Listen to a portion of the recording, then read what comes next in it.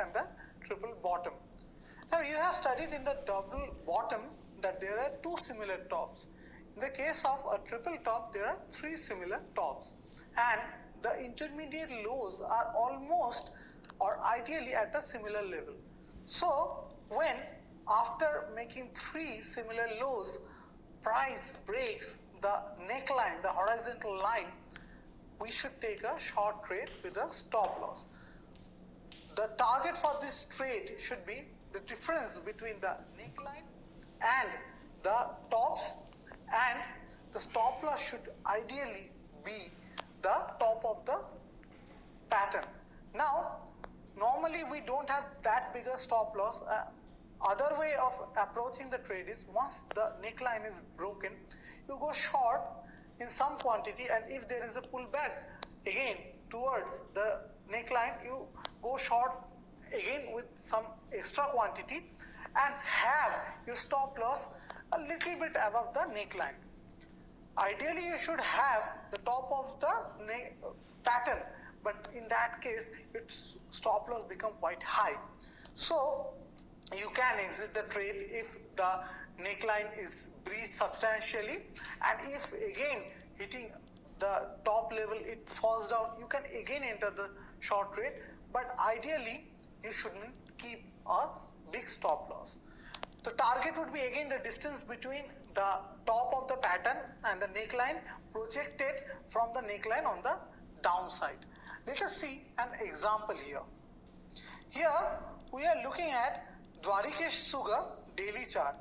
Here you can see a beautiful triple top was formed, and the lows were also, intermediate lows were also in the same level, and when it was breached very quickly, the profit target was actually reached. But what happened after that is that the price actually fell substantially. So here one more thing that I want to point out, that for any patterns you might have seen, for reversal pattern, a bearish reversal pattern, there has to be an up move before that, and then the pattern, and then the down move.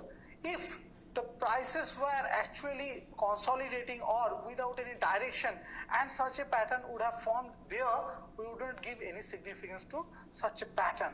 But the pattern is significant because it is coming after a big up move, and then after the breakdown we can see that the price actually moving down. As we can see that there was not much volume indication during the pattern or at the break of the pattern. As we have said, having volume is an ideal thing, and if we see that the volume also supporting the pattern, then we can be more assured. But not always we will find the significance or the evidence of volume when a pattern is formed or a break is happening. In those cases we have to remain extra cautious. Otherwise, without evidence of volume also a pattern can develop or yield results. Now let us again talk about the triple bottom. Similarly, like double bottom, there will be one more bottom at the similar level, and the neckline would be there, which would be connecting the intermediate highs, which should be ideally horizontal, as we expect the highs to be at the similar level.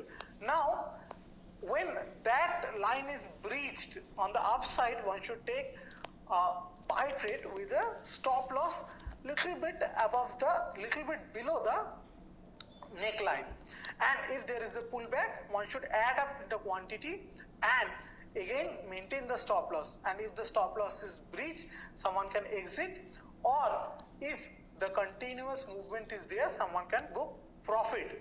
Now one more thing I want to show you here with an example here is that in the case of triple bottom that was formed in Infosys monthly chart, which took the price in the down move from 900 to 500 level, and then this triple bottom, and then there was a breakout, and then there was again a pullback towards the neckline, and then a fierce up move continued, that to price from 700 odd level to 1300 odd level. Now this was a triple bottom formed in a very large time frame. This is a monthly chart, and the point that I was trying to highlight is here the up move was much more than the expected target from the distance of the neckline and the bottom. So in a triple top, triple bottom, double top, double bottom, in everything this phenomenon can happen.